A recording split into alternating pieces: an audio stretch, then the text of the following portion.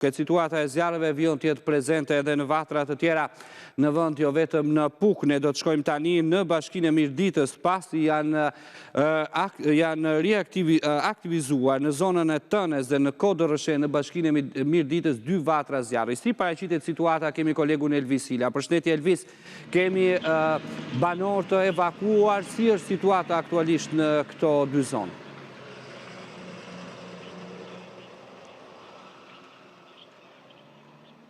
Ju përshëndes nga Mirdita në Ertil. Në fakt, situatë e vështirë paraqitet edhe në Bashkinë e Mirditës si shkak i zjarreve të cilët kanë rënë gjatë ditëve të fundit, por gjatë ditës së sotme problematikat ishin më të mëdha, konkretisht ku ndodhem aktualisht në fshatin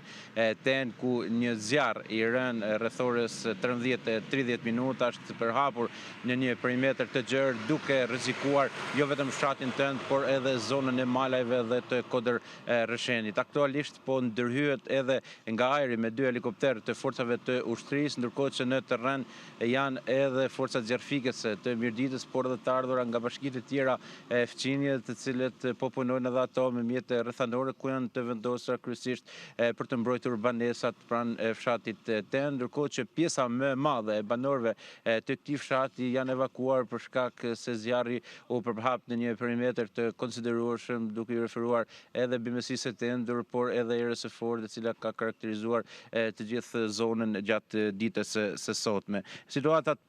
po ndiqet me përparësi nga ana e strukturave përgjegjëse si të Bashkisë së Mirditës, por edhe të strukturave qendrore të mbrojtjes civile, dhe normalisht banorët do të qëndrojnë të evakuar deri në përmirësimin e plotë të situatës, pra dhe vënien në kontroll të flakëve, pasi duhet thënë se rreziku ende nuk ka kaluar kryesisht për fshatin Ten, ndërkohë që po punohet paralelisht edhe për të penguar përhapjen e flakëve në drejtim të zonës së Malajve, por edhe në Kodërrëshen, ndërsa